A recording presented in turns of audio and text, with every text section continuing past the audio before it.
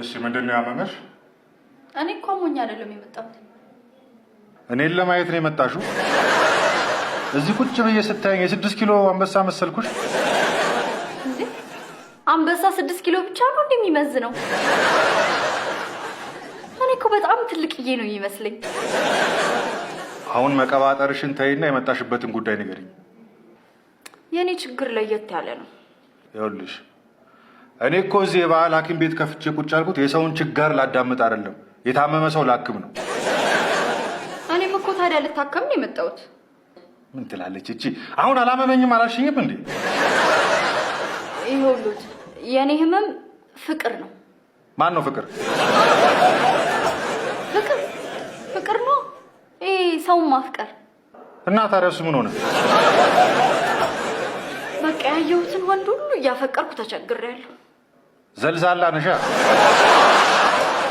ኧረ እንደዛ አይደለም። ታዲያ እንዴት ነው?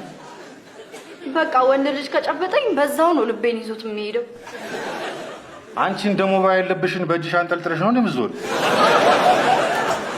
እኔ እኮ ለማለት ገብቶኛል።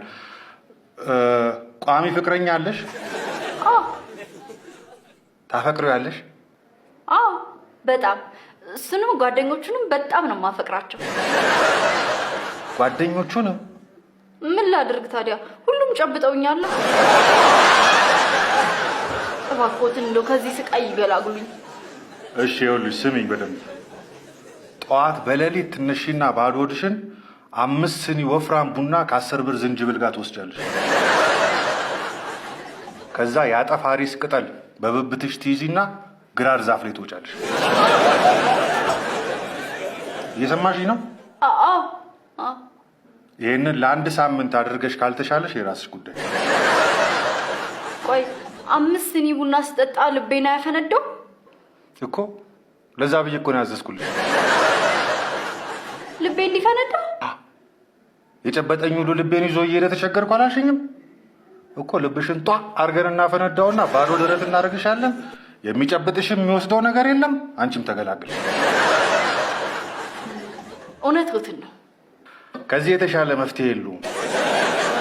እሺ ቆይ ግን የአጠፋሪስ ቅጠል በብብትሽ ይዘሽ የግራር ዛፍ ላይ ውጪ ያሉኝ ስለምንድን ነው?